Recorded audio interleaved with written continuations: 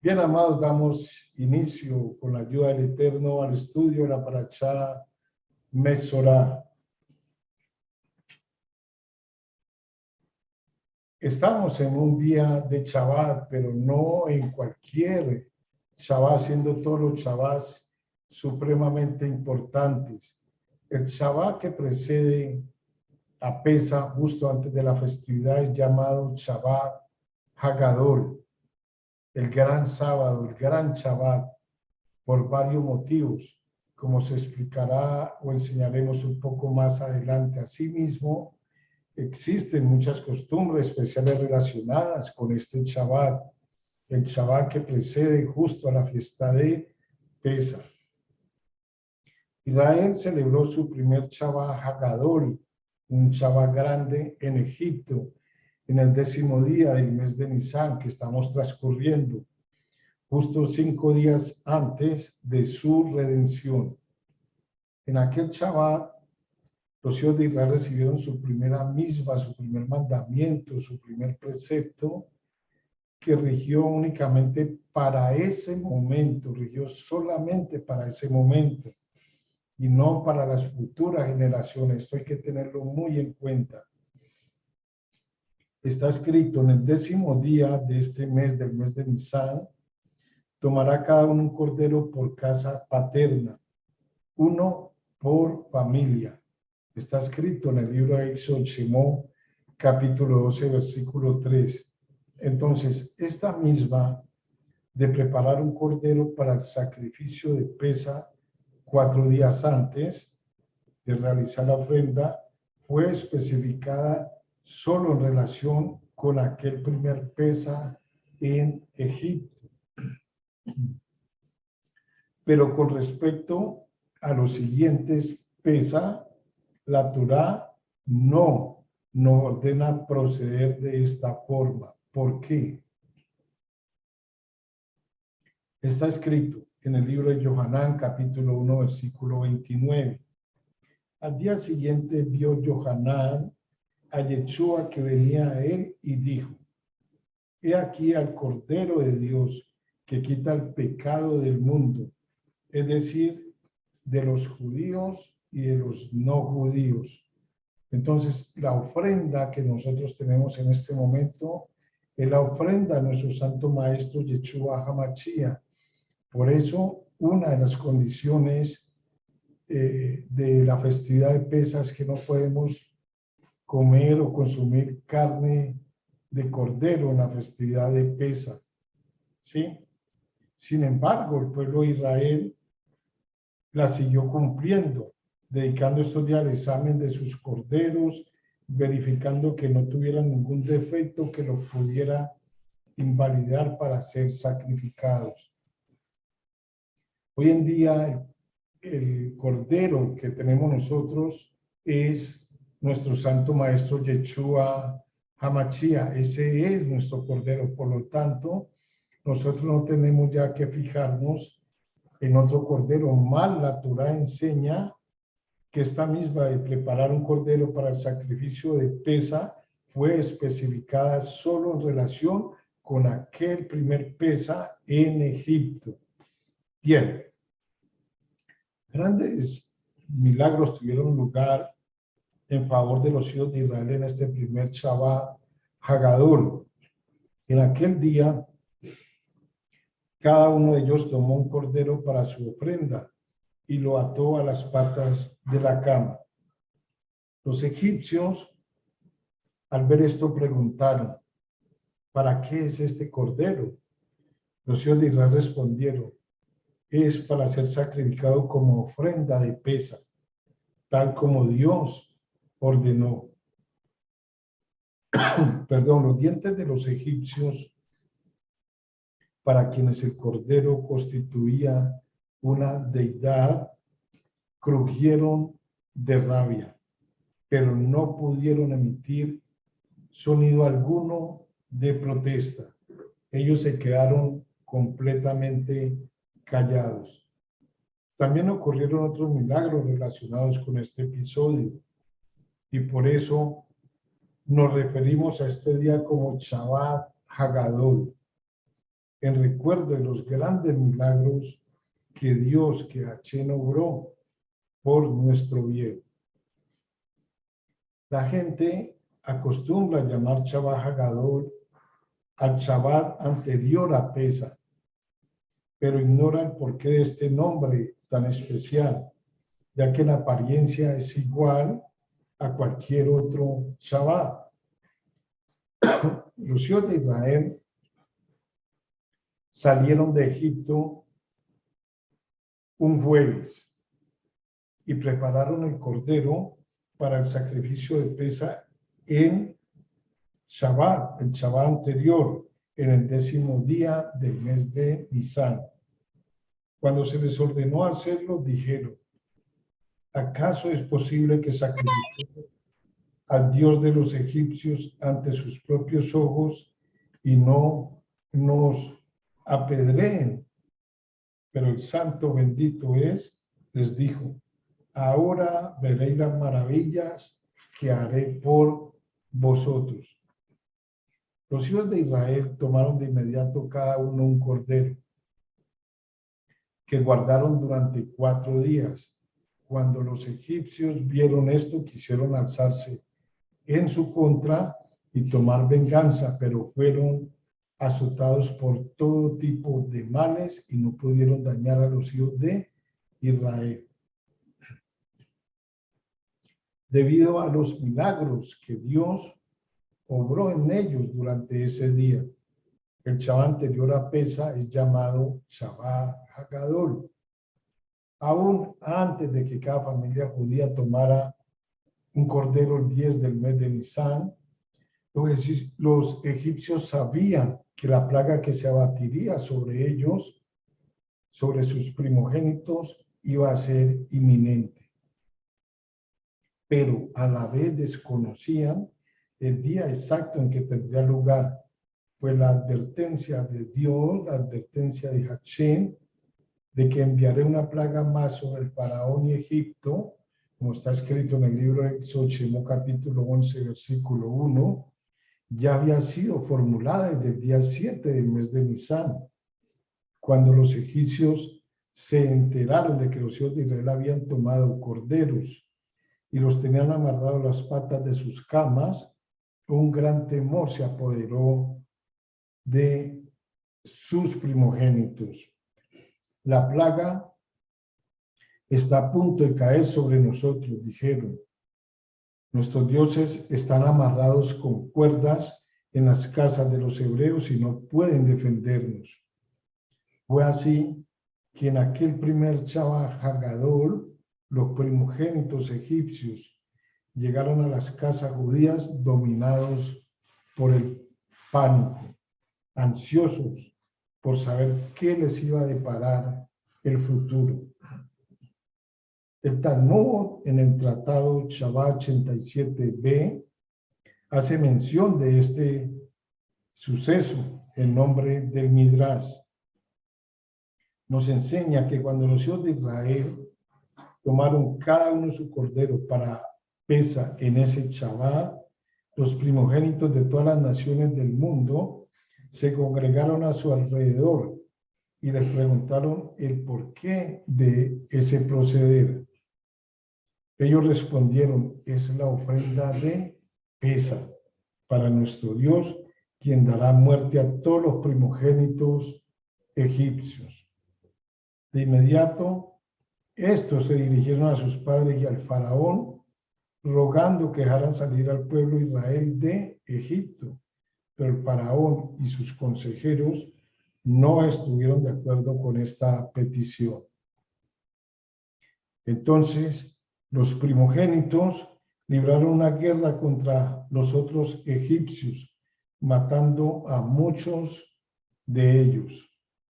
Así lo expresa el versículo en el Salmo 136:10, que dice: quien golpeó a Egipto a través de sus primogénitos, es decir, los primogénitos mismos fueron quienes dieron muerte a otros egipcios.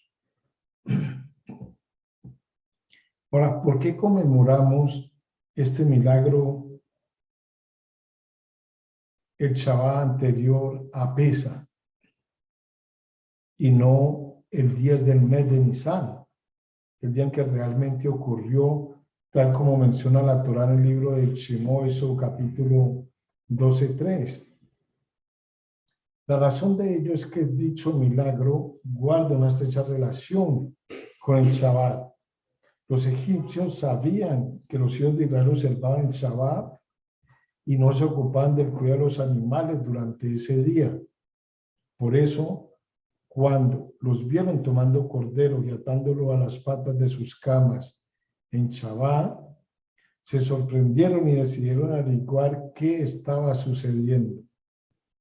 Fueron y confrontaron a los hijos de Israel, quienes se vieron en un gran peligro, requiriéndose de un milagro de parte de Hashem para salvarse, puesto que era un día de Shabbat. Por este motivo conmemoramos el milagro en Shabbat y no en el 10º día del mes de Nisan. Además de no haber sido en Shabbat, los hijos de Israel no habrían necesitado de un milagro para ser salvados, pues habrían podido persuadir a los egipcios, distrayendo su atención hacia otro asunto o inventando cualquier tipo de justificación. Sin embargo, al ser Shabbat, no podían actuar así, ya que, como dijeron nuestros sabios, aún el ignorante siente temor al Shabbat y no miente durante ese día. Por lo tanto, en tales circunstancias, sus vidas corrían peligro, siendo necesario un milagro para salvarse.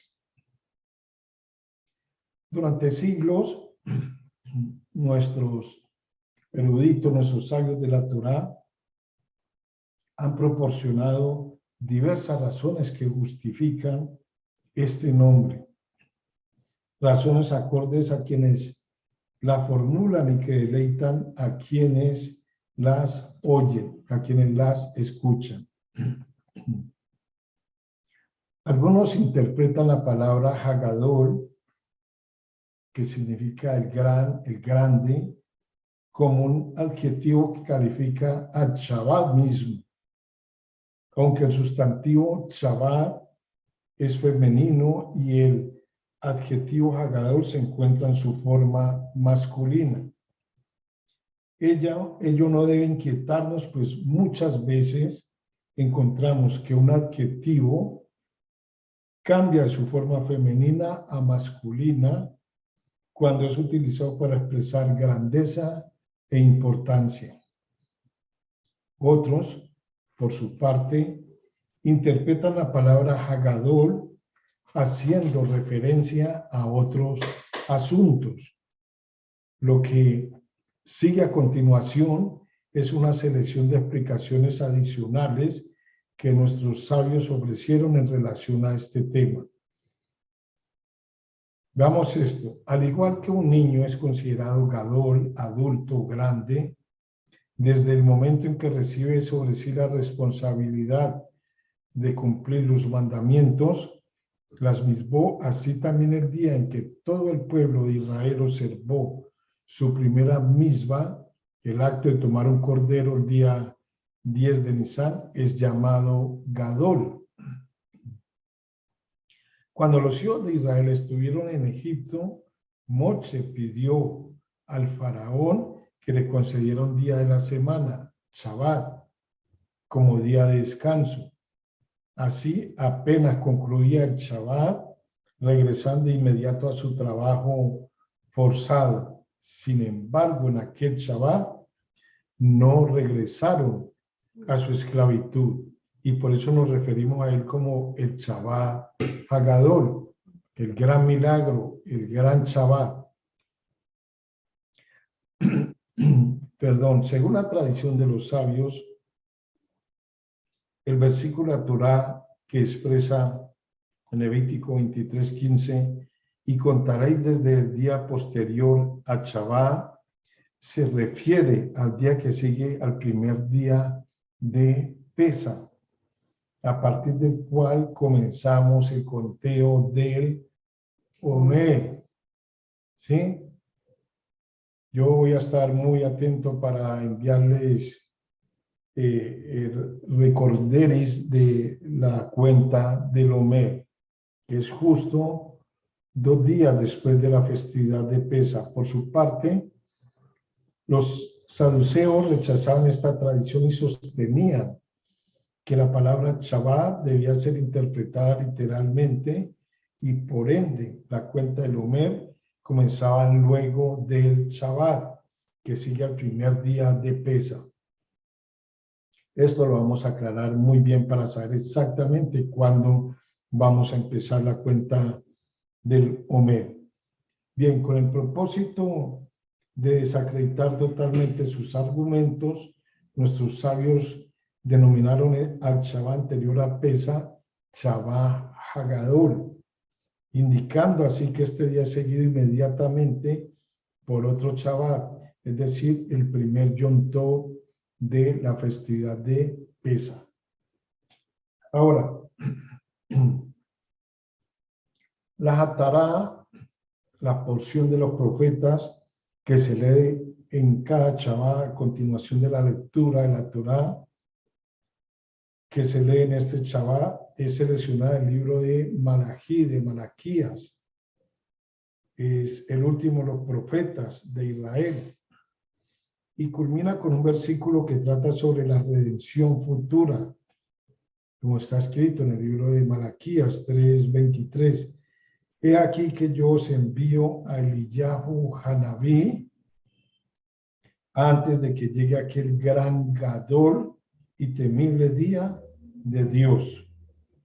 Este versículo marca las últimas palabras de profecía y consuelo que recibimos de parte de los profetas.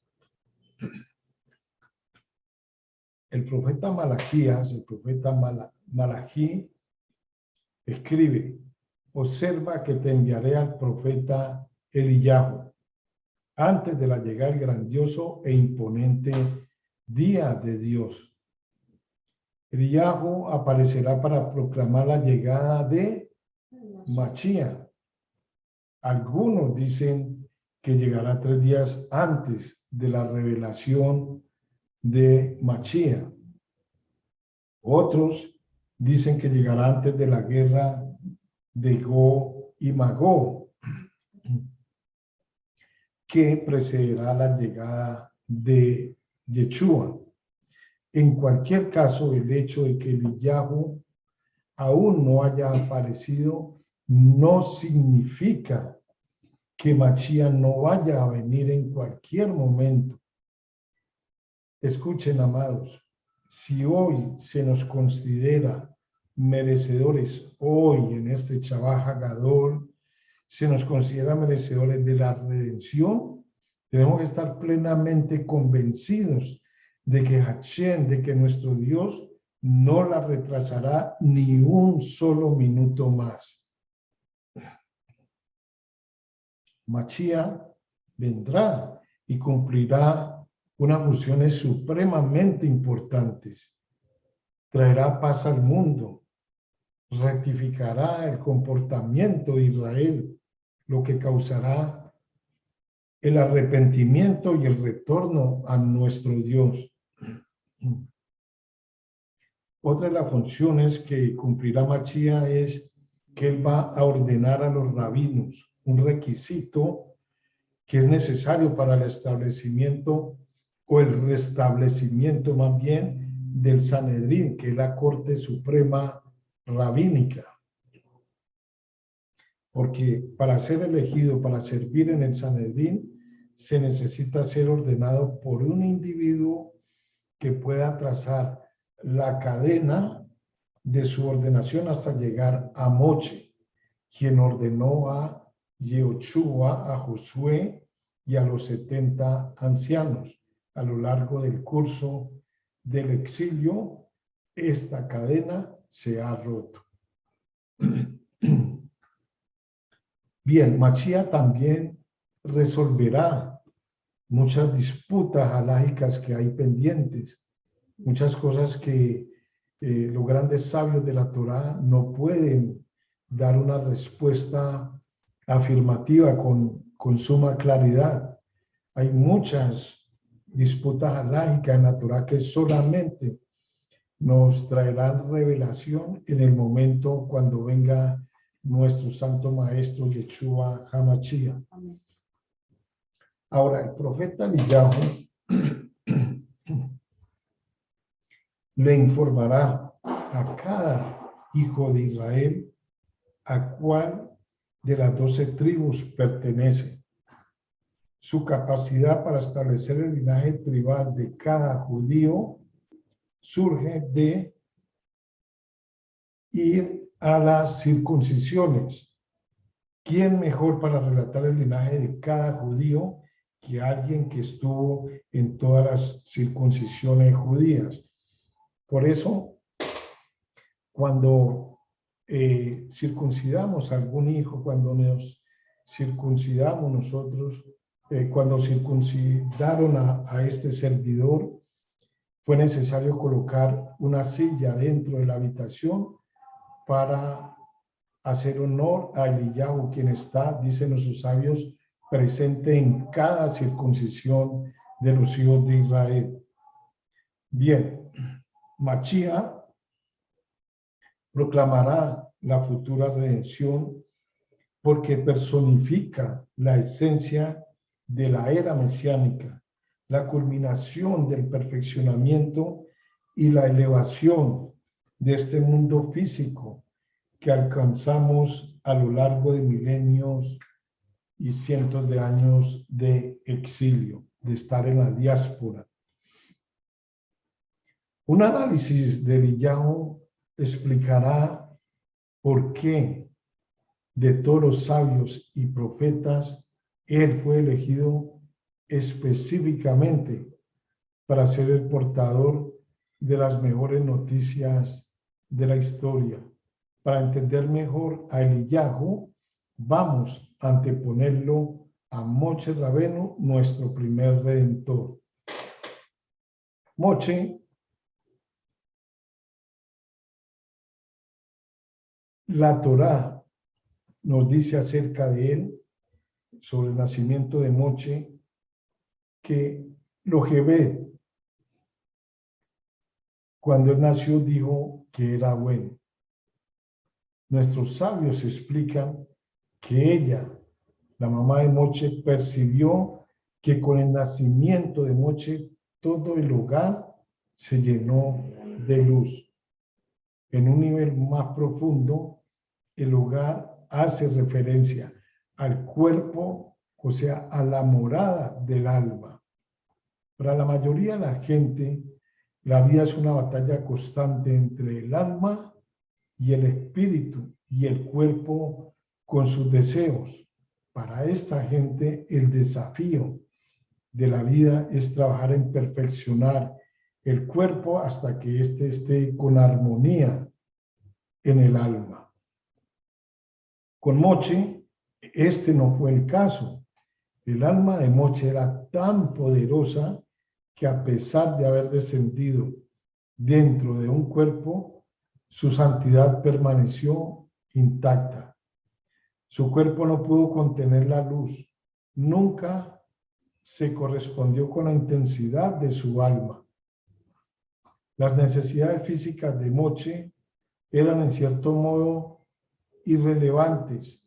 Su cuerpo era el mero vehículo a través del cual se comunicaba con el mundo su alma de una manera extraordinaria. Esta es la razón principal por la cual Jochebed estuvo embarazada de Moshe Rabenu durante solo 6 meses. Su cuerpo nunca se desarrolló por completo. Solo el alma era de suprema importancia. ¿Qué ocurrió con Eliyahu? Enseñan nuestros sabios que el periodo de gestación de Eliyahu duró 12 meses enteros, completos. Por supuesto que su cuerpo se desarrolló por completo. Quizás hasta se desarrolló de más y presentó un rival formidable para su alma y su agenda sagrada. A lo largo de toda su vida, Eliyahu se vio obligado a luchar para alcanzar un estado de espiritualidad y de perfeccionamiento. Se alude a su naturaleza animal, nata en su mismo nombre, Eliyahu, que increíblemente tiene el mismo valor numérico de la palabra behemá, que significa animal. Entonces, sin embargo, a Eliyahu no lo desalentó la magnitud de este desafío. Persistió en su búsqueda de la perfección y tuvo éxito en el proceso. A tal punto fue así que su cuerpo se volvió tan puro y espiritual como para poder ascender al mundo espiritual. Ni siquiera Moche fue capaz de lograr esta hazaña, porque el perfeccionamiento del cuerpo nunca fue su objetivo. Perdón. Ok, amados, está escrito, capítulo 14 de Levítico de Vallicrá,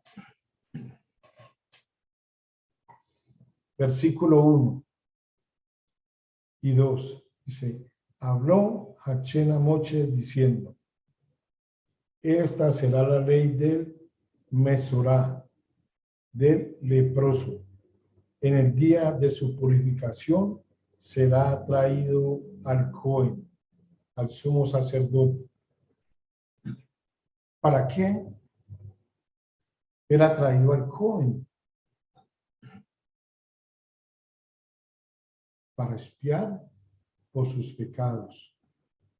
El antiguo pecador, el Mesorá, el leproso, debe purgarse del defecto moral que le llevó a orar mal, la causa subyacente de los chismes y las calumnias, los pecados que castiga la Zaraá, es la altivez, debido a que incuba el desprecio por los demás, provocando que la persona hable de ellos con crueldad.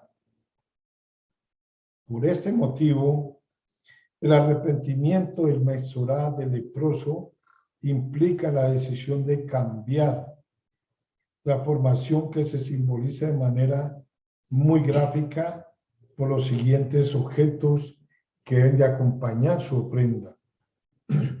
Son madera de cedro, debido a que el cedro crece alto, es imponente y ancho, y esto representa la altivez. El hilo carmesí e hisopo.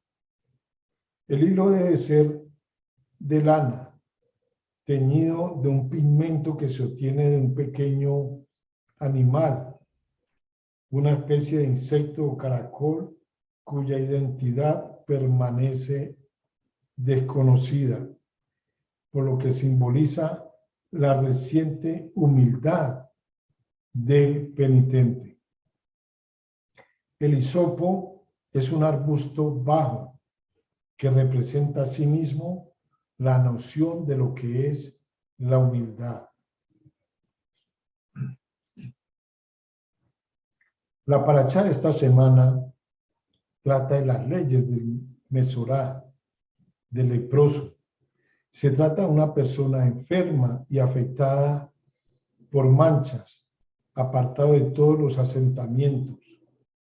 Ahora bien, para nuestra sorpresa, cuando el Talmud, en el Tratado de Sanedrín, capítulo 98b, pregunta sobre el nombre de Machía, nuestro Redentor, contesta que su nombre es Mesorá.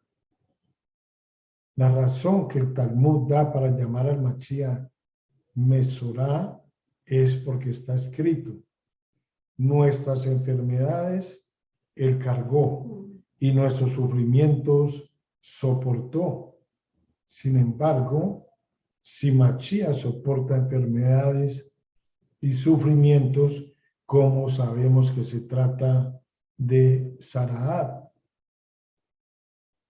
También el templo es llamado Mesorá, sobre el versículo, y el enfermo de Sarahat que tiene la mancha, dice el Midrash, el enfermo de Sarahat se refiere al Beit HaMikdash, al templo de Jerusalén.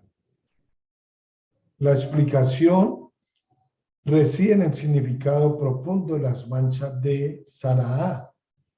Es sabido que esta no es una enfermedad natural, sino un castigo específico del cielo por hablar la sonjará, la mala lengua. Eso, en palabras macastizas, el chisme. La mancha de Sarahat es la revelación del poder del juicio celestial que encuentra expresión en el mundo terrenal en forma de mancha. Entonces, aquí apreciamos cuán importante es aprender, tener en cuenta este pecado de maledicencia porque es castigado por Dios. Esto no fue para aquella época, esto sigue siendo hasta el día de hoy. Lo único que varía es que ya la mancha o la Sarahat no se ve por fuera del cuerpo, pero es mucho peor ahora porque la podemos llevar por dentro. Y al llevarla por dentro no nos vamos a dar cuenta del daño que está ocasionando internamente en nuestro ser. Bien, es por eso que la mancha en sí misma no indicaba en esta manera impureza, sino que debía ser mostrada al Cohen Gadol, al sumo sacerdote, y solo cuando éste la identificaba como una mancha de Sarahat, recaía la impureza sobre la persona manchada. Ahora, cuando el Cohen establecía que se trataba de una mancha pura, porque también podía ser, no se trataba de una negación de impureza, sino de una revelación de la severidad celestial de santidad, un nivel espiritual muy elevado. El significado de que la mancha pudiera ser impura es que en su descenso desde los niveles espirituales más elevados, algo negativo puede desencadenarse la severidad celestial hasta llegar a una mancha de Sarahat. El significado de la severidad celestial en su fuente no es impartir castigo o evitar dar flujo de energía a la creación. Todo lo contrario. Como su nombre lo indica, Geburah no significa solamente severidad, sino también significa poder e intensidad, simbolizando de esta forma la poderosa intensidad con la que Dios, con la que Hashem envía su energía al mundo. Solo que cuando el receptor de energía con tamaña fuerza no está listo para recibirla, se expresa en juicios y en dificultades. Esto es también el significado de la mancha de Sarahat. En su fuente espiritual se trata de la intensa o de la intensidad de la santidad divina. Bien, según Ramban, el gran sabio de la Torá, los padecimientos de esta Sarahat, como toda otra dolencia semejante, eran la forma en que Dios, en que Hashem castigaba tanto el egoísmo como la maledicencia. Ramban añade que de una manera misericordiosa, Dios empieza por afectar los bienes físicos de la persona. Primero afecta sus casas, luego sus vestimentas, mas si la víctima no aprende la lección y no hace penitencia, su propia carne será afectada, es decir, su propia piel. De hecho, esta persona muestra una inclinación hacia la herejía, dado que no reflexiona que en realidad la casa y el dinero y el éxito le fueron dados por Dios. Y el mismo Dios que le dio lo que tiene, desea que lo comparta con los demás. Y ciertamente Dios puede darle más o arrebatarle aquello que esté utilizando en una forma indebida. Creo que esto no tiene explicación. Esto lo comprendemos absolutamente. Ahora, aunque estos padecimientos son impuestos en orden ascendente de severidad, la Torá los enumera en orden, en una forma inversa, empezando con la zarada de la persona y concluyendo con la zarada de la casa.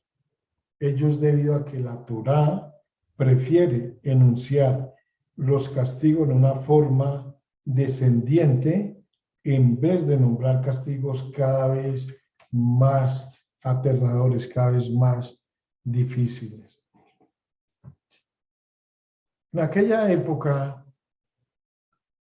una de las formas de purificación del mesorá del leproso era de que el Cohen Gadol, el sumo sacerdote, tomaba aceite y salpicaba hacia el Sancta Sanctorum de la siguiente forma.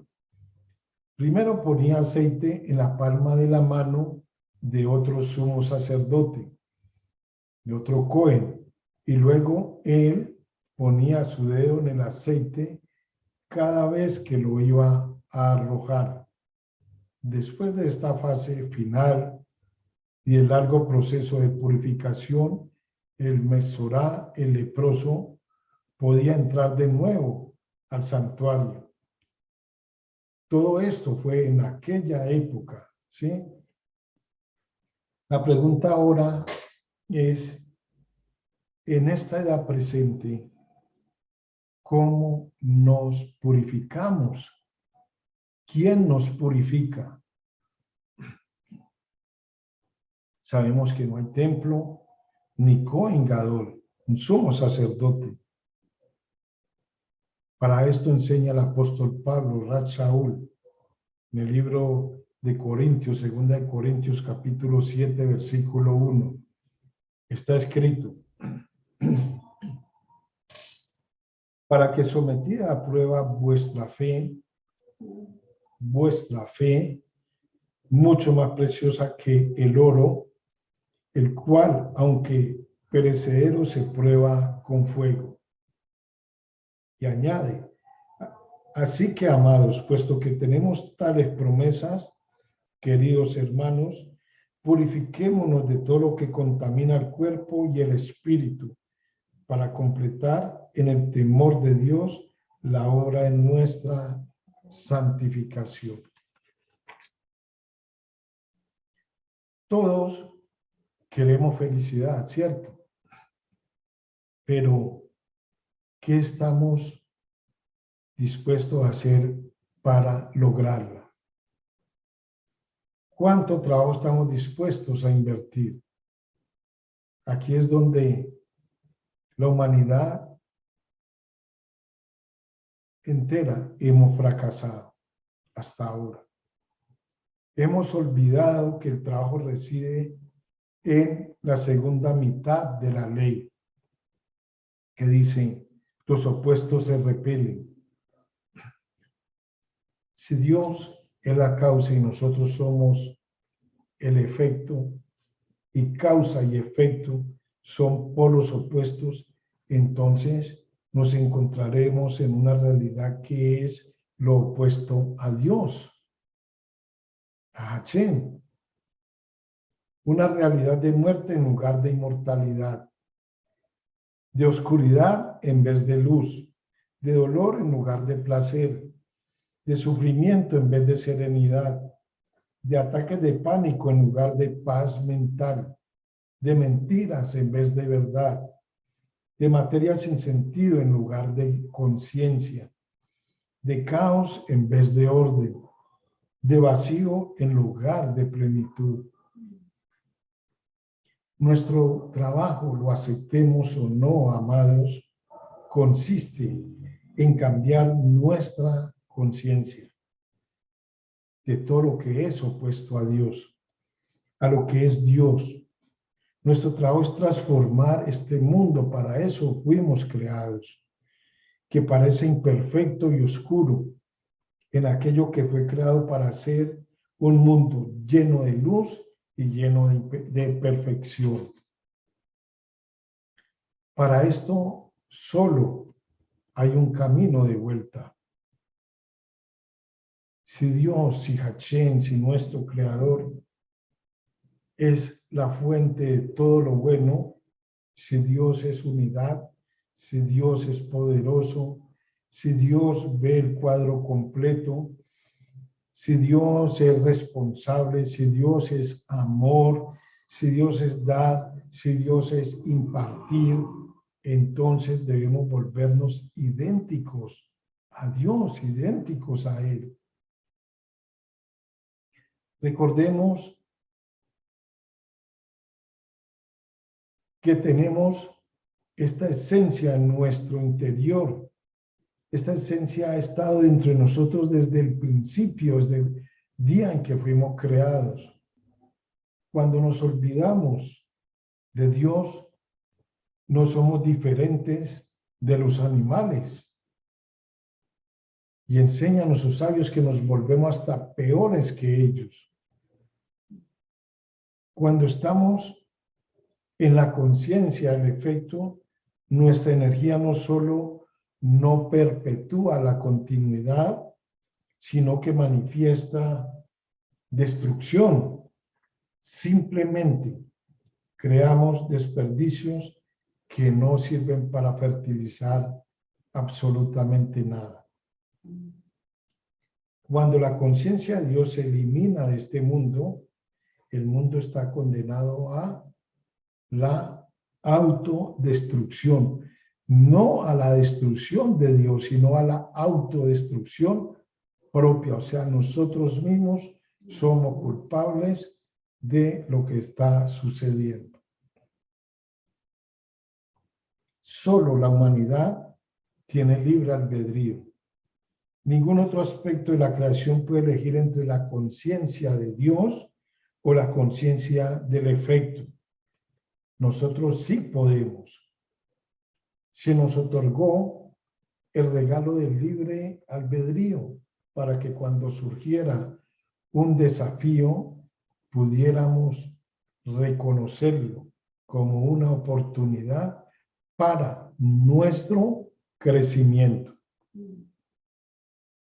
Para que pudiéramos verlo como una llamada a despertar, en lugar de verlo como una oportunidad para caer en la victimización. Cuando queremos tener un buen día, disponemos de las herramientas para tener un buen día. Elegiremos ser un superviviente o una estadística, un creador o elegiremos ser un destructor. La elección es, amados, suya o mía. La elección es nuestra. Hay un relato sobre un hombre que deja este mundo y llega a las puertas del cielo, donde un malago, un ángel, le ofrece una visión previa del cielo y el infierno. Ambos escenarios muestran exactamente la misma escena. Hay gente sentada alrededor de una gran olla con estofado. Nosotros creo que le llamamos sudado de pollo, ¿sí? Algo parecido. Y cada uno de ellos sujeta una cuchara de madera con un mango muy largo. Confuso, el hombre le dice al ángel: esto no puede ser el cielo y el infierno. Parecen iguales. A lo cual le responde el malaj, el ángel: no, verás, en el infierno las personas están frustradas y hambrientas e intentan desesperadamente alimentarse a sí mismas, pero por mucho que lo intentan, no son capaces de llevarse la comida a la boca utilizando esas cucharas tan pesadas y con un mango tan largo. Sin embargo, continúa el malaj, en el cielo las personas están sanas y felices porque se alimentan las unas a las otras. Creo que lo entendimos, ¿cierto? Amados, estamos en una encrucijada en la historia de la humanidad, en la cual podemos escoger el cielo o el infierno. Ya casi hemos alcanzado el punto más bajo posible, el nivel 49. Ahora es nuestra decisión hasta dónde queremos seguir, hasta dónde queremos aguantar. Tal como nos dice la Torá, hay dos opciones. Las personas o nosotros cambiamos para bien o empezará el final de los tiempos. Enseñan nuestros sabios que cuando el alma, nuestra Neshama, está con él en este mundo, se puede decir de él que el sol se levanta y el sol baja. Y cuando el hombre parte de este mundo en un marco de arrepentimiento, él se apresura a su lugar de donde se levantó. A los que se arrepienten, Hashem, Dios, les concede perdón por todos los pecados, salvo por la mala lengua, como está escrito. Esta será la ley tocante al leproso. La palabra mesorá, leproso, a interpretarse como Mosí Shemra, calumniador. Entonces, quien difunde noticias falsas, se le contaminan todos los órganos y está destinado a silencio, porque su maledicencia se eleva y hace bajar sobre él un espíritu impuro. Así está dicho. Como la ciudad fiel se ha vuelto una ramera, así está escrito en el libro de Isaías, Yeshayahu, capítulo 1, versículo 21. Porque Jerusalén profirió maledicencia, Dios partió de ella, y en ella mora un espíritu de asesinos. Si esta fue la suerte de Jerusalén, la ciudad santa, amados, cuánto más ha de ser así tratándose de hombres comunes. De ahí que está dicho, esta será la ley tocante al leproso. En el día de su purificación será traído al sacerdote, al sumo sacerdote, al Cohen.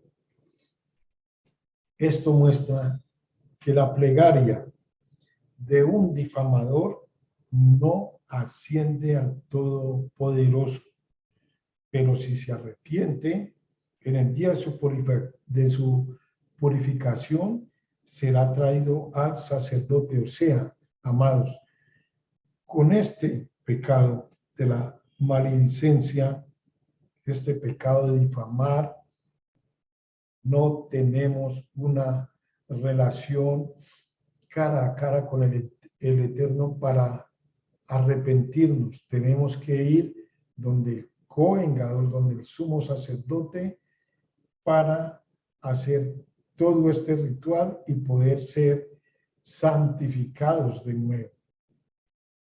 La enseñanza de esto es que Dios, en su infinita misericordia, acepta a todos los que nos arrepintamos pero el proceso en este pecado es un poco más costoso, hablándolo así, es un poco más difícil.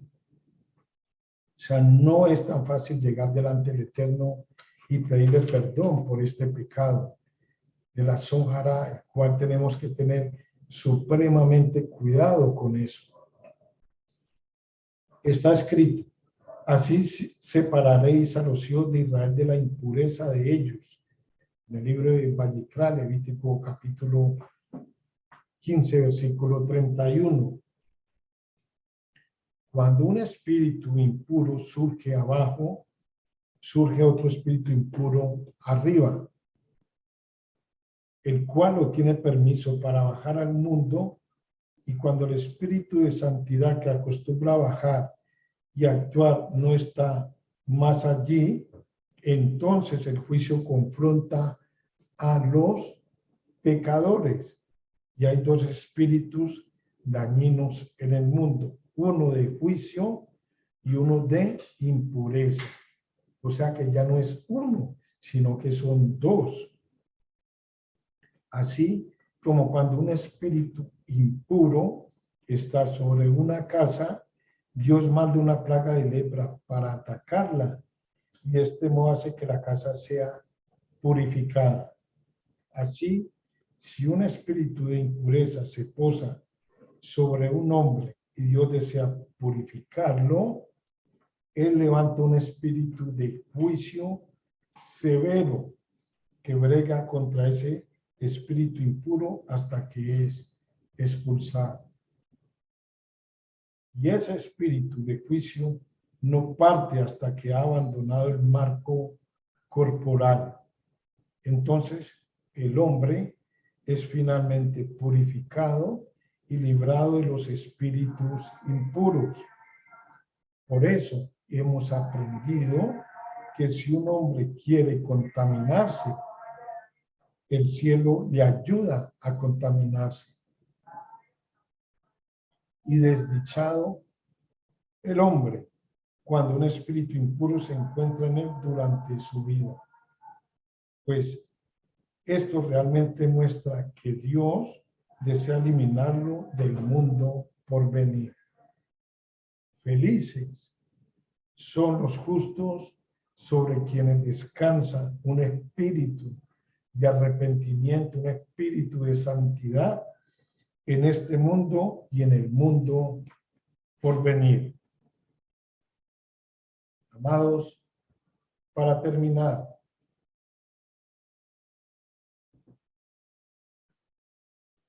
el Shabbat previo a Pesach es llamado Shabbat Hagadol, como estudiamos anteriormente.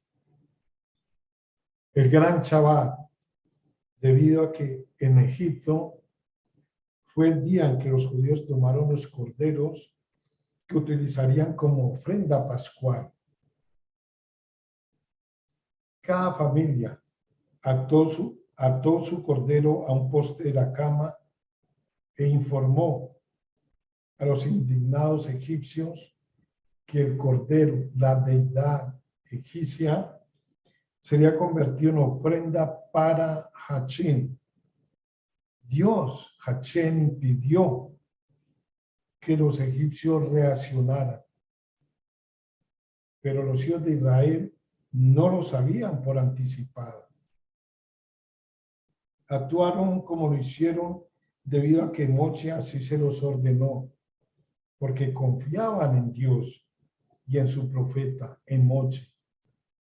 Así es que el Shabbat previo a la primera redención fue un día en que los judíos manifestaron abiertamente su fe, manifestaron abiertamente que tenían emuná, y en consecuencia fueron recompensados con la protección de Dios Altísimo. En esta Haftará se insta al pueblo a confiar en Dios y en el legado de Moche, en el legado de nuestro santo maestro Yeshua HaMashiach, incluyendo el desafío de Dios que dice, traigan todo el diezmo, dice Hachén, y pruébenme ahora con esto, sino de abrir para ustedes las ventanas del cielo y verter sobre ustedes bendición más allá de su capacidad de recepción. Por cierto, es un auspicioso momento del año para formular tal promesa, dado que es antes de Pesaj, cuando nos resulta imperativo cumplir con lo que está escrito. Esta sesión de los profetas concluye con el inspirador llamado a recordar las enseñanzas de Moshe Rabenu, las enseñanzas de nuestro santo maestro Yeshua HaMashiach, pues Dios pronto nos enviará a su profeta Eliyahu para anunciar el gran y terrible día de Hachén.